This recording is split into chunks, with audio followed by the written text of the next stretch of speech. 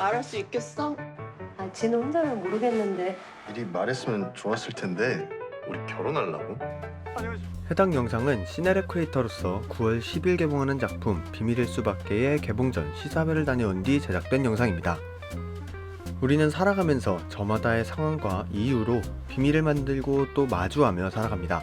때때로 그 비밀들은 아주 작고 하찮은 것들일 수도 있고 내 생활에 균열을 일으키는 커다랗고 무거운 것들일 수도 있죠. 그렇기에 이런 비밀들은 의외로 일면식도 없는 사람에겐 쉽게 밝힐 수 있겠다 싶으면서도 정작 가깝고 좋아하는 사람들에겐 털어놓기 어렵기도 합니다.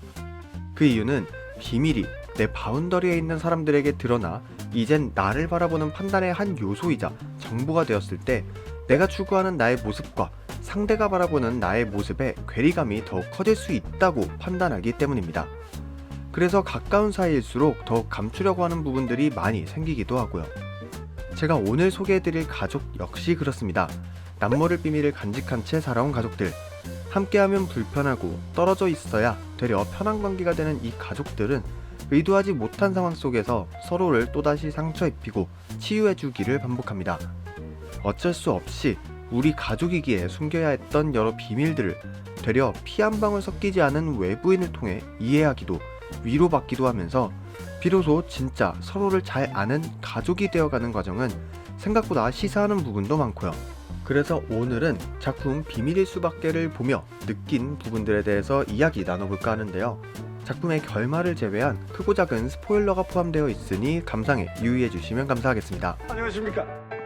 제가 제니 애비 되는 사람입니다. 저는 언니랑 같이 사는 친구예요.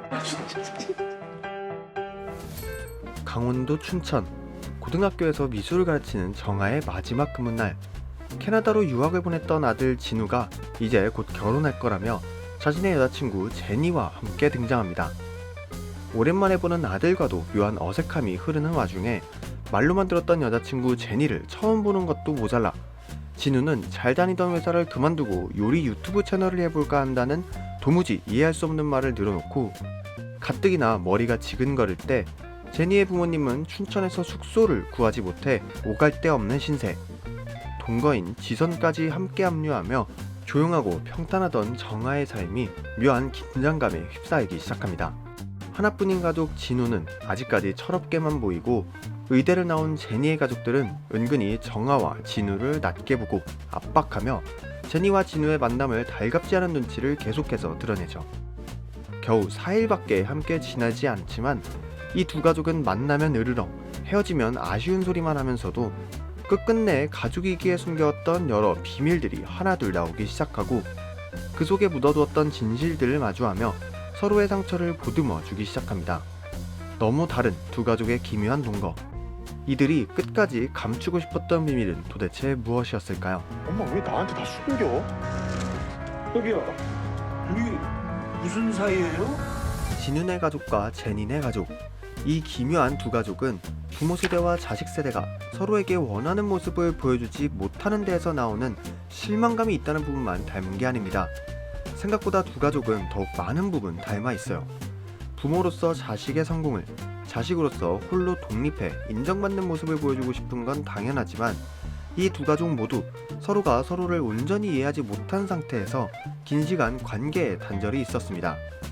캐나다로 유학을 갔던 진우도 아버지와 오래 절연한 상태였던 제니도 서로에게 실망과 미움이 있는 상태로 관계가 끊어져 있었기에 그들의 감정선은 여전히 마이너스인 상태로 유지되어 있었죠.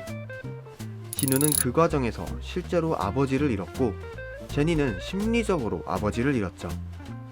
자식을 자신이 원하는 대로 길러내고 싶었던 아버지들은 본인들의 실수나 과오를 인정하기보단 되려 감추면서 자식들에게 이를 되물림하다 보니 자연스레 어머니와는 관계가 나쁘지 않은 것으로 묘사됩니다.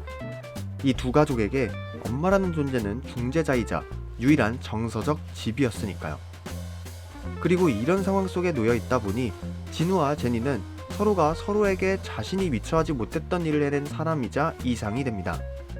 제니가 바라본 진우의 가족은 먼 거리에서도 자주 연락하며 가깝게 지내고 각각 독립된 상태로 서로를 존중해주는 관계. 제니에게 아버지는 증오와 혐오, 가족관계를 망가뜨리는 유일한 오점이자 내로남불 같은 존재이지만 진우의 가족엔 아버지란 존재가 부재하기에 화목하고 서로를 존중해주는 것처럼 보이죠. 진우의 엄마 정아와 그 주변의 모든 것들이 정확히 제니가 원하는 이상입니다.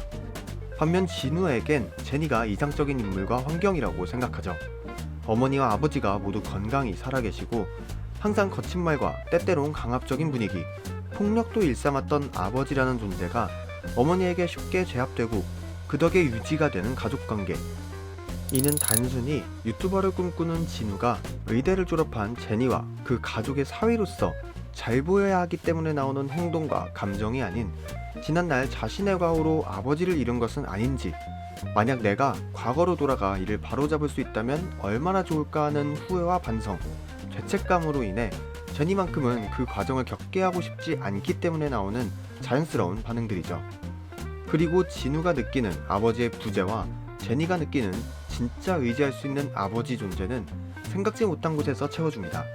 바로 정화의 동거인이자 반려자 지선에게서 말이죠.